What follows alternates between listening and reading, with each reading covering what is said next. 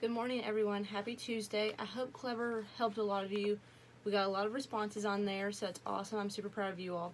Today we're going to work on Chapter 2 of Matilda, but first we have two definitions that we need to look at. I'm going to try to hide the bottom half. So, the first definition is ignorant, which means lacking knowledge or information.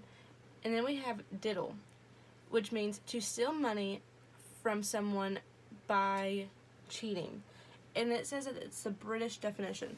So it's important that we know that it's the British definition instead of the English version because Roald Dahl, he is British. So there are a lot of words in here that might have different meanings in our culture. So when that comes up, I'm going to have that definition so we know the difference. So today we're doing Chapter 2, and it is Mr. Wormwood, the Great Car Dealer. Matilda's parents owned quite a nice house with 3 bedrooms upstairs, while on the ground floor there was a dining room and a living room and a kitchen. Her father was a dealer in second-hand cars, and it seemed he did pretty well at it. Sawdust, he would say proudly, is one of the greatest secrets of my success, and it costs me nothing. I get it free from the sawmill. What do you use it for? Matilda asked. Ha, the father said. Wouldn't you like to know? I don't see how sawdust can help you sell second-hand cars, Daddy. That's because you're an ignorant little twit, the father said. His speech was never delicate, but Matilda was used to it. He also knew that he liked to boast, and she would egg him on shamelessly. What do you think it means when you egg someone on? Comment below what you think it means. You must be very clever to find a use for something that costs nothing, she said. I wish I could do that. You couldn't, the father said. You're too stupid, but I don't mind telling young Mike here about it, seeing he'll be joining me in the business one day. Ignoring Matilda, he turned to his son and said, I'm always glad to buy a car when some fool has been crashing the gears so badly they're all worn out and rattle like mad. I get it cheap, then all I do is mix a lot of sawdust with the oil in the gearbox and it runs as sweet as a nut. How long will it run like that before it starts rattling again? Matilda asked him. Long enough for the buyer to get a good distance away, the father said, grinning. About 100 miles. But that's dishonest, Daddy, Matilda said. It's cheating. No one ever got rich being honest, the father said. Customers are there to be diddled. So remember, diddled means to steal money from someone by cheating. Mr. Wormwood was a small, ratty-looking man, whose front teeth stuck out from underneath a thin, ratty mustache. He liked to wear jackets with large, brightly colored checks, and he sported ties that were usually yellow or pale green. Now take mileage, for instance, he went on. Anyone who's buying a second-hand car, the first thing he wants to know is how many miles it's done, right? Right, the son added. So I bought an old dump that's got about 150,000 miles on the clock. I get it cheap, but no one's going to buy it with mileage like that, are they? In these days, you can't just take a speedometer out and fiddle the numbers back like you used to 10 years ago. They fixed it so it's impossible to tamper with it unless you're a ruddy watchmaker or something. So what do? I use my brains, laddie. That's what I do. How, young Michael asked, fascinated. He seemed to have inherited his father's love of crookery. So that means he likes being a crook, which means that you will steal or cheat people, anything to get a hand up on somebody. I sit down and say to myself, how can I convert a mileage reading of 150,000 into only 10,000 without taking the speedometer to pieces? Well, if I were to run the car backwards for long enough, then obviously that would do it. The numbers would click backwards, wouldn't they? But who's going to drive a flaming car in reverse for thousands and thousands of miles? You couldn't. So, let's think about that. He said if you were to drive backwards, it would take the miles off. Do you think that's true, or do you think it would just add more miles to the car because it's being driven? So I scratched my head, the father said. I use my brains. When you've been given a fine brain like I have, you've got to use it. And all of a sudden, the answer hits me. I tell you, I felt exactly like the other brilliant fellows must have felt when he discovered penicillin. Eureka! I cried. I've got it! "What did you do, Dad?" the son asked him.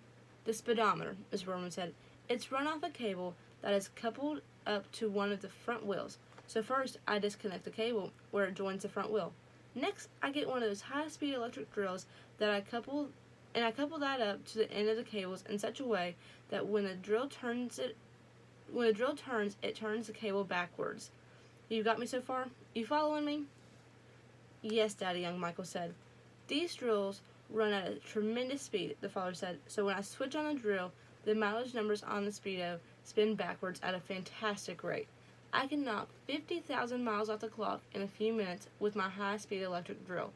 And by the time I finish, the car's only done 10,000 and it's ready for sale. She's almost new," I said to the customer. "She's hardly had 10,000, belonged to an old lady who only used it once a week for shopping." So do we think that's an okay thing to do?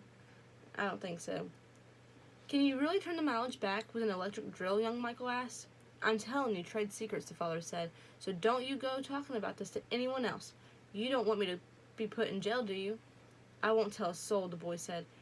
"Do you do this to many cars, Dad?" "Every single car that comes through my hands gets the treatment," the father said. "They all have their mileage cut to under 10,000 before they're offered for sale.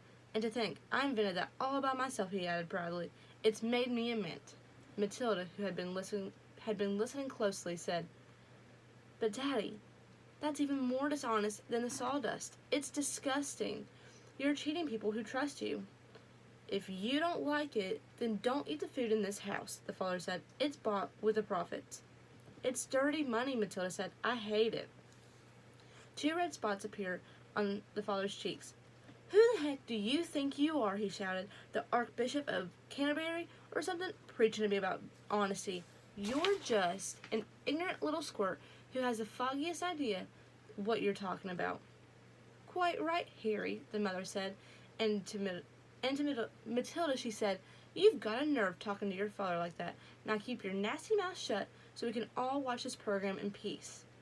They were in the living room eating their suppers on their knees in front of the telly. The suppers were TV dinners in floppy aluminum containers with separate compartments for the stewed meat, the boiled potatoes, and the peas.